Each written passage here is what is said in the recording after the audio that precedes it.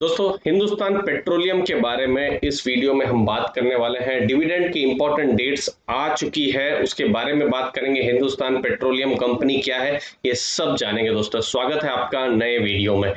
सबसे पहले डिविडेंड के बारे में बात करते हैं। 22 रुपीज 75 पैसा हिंदुस्तान पेट्रोलियम ने ये डिविडेंड डिक्लेयर किया था जब इनके क्वार्टर 4 के नतीजे आए थे मई के महीने में।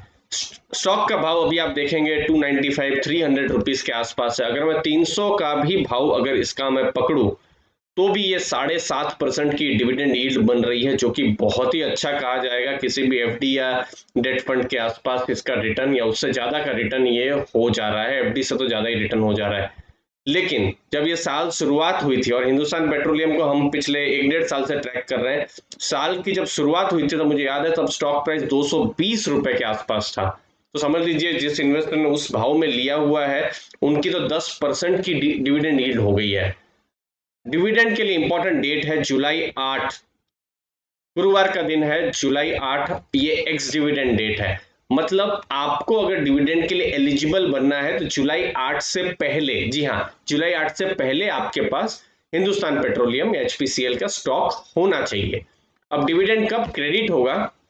थोड़ा लेट होगा डिविडेंड क्रेडिट, क्योंकि एचपीसीएल की एजीएम होगी जैसे पिछले साल, पिछले 2-3 साल से कभी अगस्त में कभी सितंबर में होती है।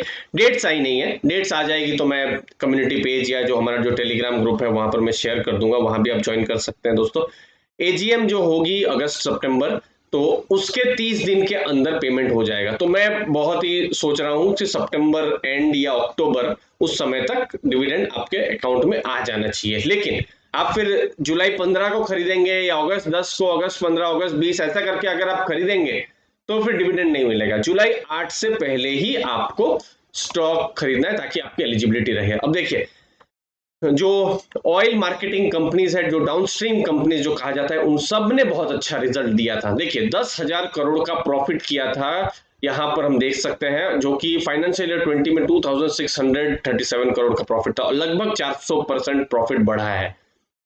आप यहाँ पर क्वार्टर 4 की बात करें तो 3,000 करोड़ का प्रॉफिट था और क्वार्टर 3 में 2,300 करोड़ का प्रॉफिट था।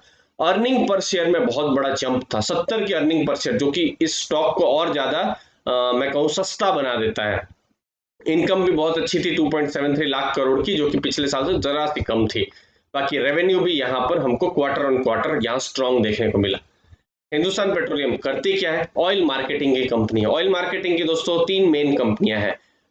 इंडियन ऑयल है, हिंदुस्तान पेट्रोलियम है, भारत पेट्रोलियम है। आपका जो 2 व्हीलर है या 4 व्हीलर है, तो आप पेट्रोल या डीजल जब भराने जाते हैं तो कहीं ना कहीं आपको इन तीनों से ही आपका पाला पड़ता होगा, जो भी पेट्रोल पंप होते हैं। तो ये लोग ऑयल मार्केटिंग करते हैं। और जो ओएनजीसी है या ऑयल इंडिया है, वो लोग अपस्ट्रीम की कंपनियां है, वो लोग ऑयल एक्सप्लोर करती है। ये लोग ऑयल को फिर रिफाइन करके मार्केटिंग करते हैं। अब इनकी रिफाइनरीज कहाँ कहाँ पर है? हिंदुस्तान पेट्रोलियम की मुंबई में है और वाइजाग में है। दोस्तों, मार्केटिंग वॉल्यूम का ठीक ठाक ग्रोथ हुआ है, 4.4% का हुआ है। लिक्विडिटी स्ट्रांग है। हिंदुस्तान पेट्रोलियम को अपना केपेक्स करना पड़ता रहता है, तो इनकी डेट थोड़ी सी ज्यादा रहती है, मैं आपको बताऊंगा। तो रेटिंग भी इनकी स्ट्रांग है। लेकिन बिजनेस है तो रिस्क भी है। पेट्रोलियम प्रोडक्ट की प्राइसिंग बहुत बड़ा रिस्क है। प्राइसिंग अगर कम हो जाए तो फर्क पड़ सकता है, जो हमने पिछले साल देखा था जब मार्च में मार्केट जो प्राइसिंग बहुत कम हो गई थी तो फर्क पड़ गया था यहाँ पर।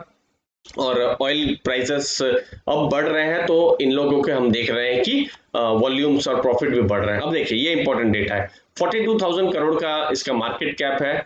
और बुक वैल्यू देखिए, सबसे आकर्षक चीज ये है, बुक वैल्यू है 268, स्टॉक प्राइस 296 के आसपास है।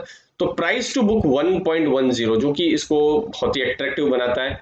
अब हमने यहाँ पर देखा था कि जो प्राइस अर्निंग रेशियो जो है, ये भी आप देखिए 4 के पास में, इंडस्ट्री से थोड़ा सा कम है। और एक्चुअली प्रॉब्लम है पिछले कुछ सालों में, ऑयल है या फिर जो कोयला की जो कंपनी है, इन लोगों को मार्केट पता नहीं क्यों अच्छा वैल्यूएशन देती ही नहीं है, क्योंकि मार्केट फॉरवर्ड लुकिंग है। वो रिन्यूएबल एनर्जी का कोई भी स्टॉक को अच्छा से चढ़ा दे रही है, लेकिन जो ट्रेडिशनल एनर्जी जिसके लिए आज जो हमारे घर चल रहे हैं या जो गाड़ियां चल रही है, उसको वैल्यूएशन ही नहीं है।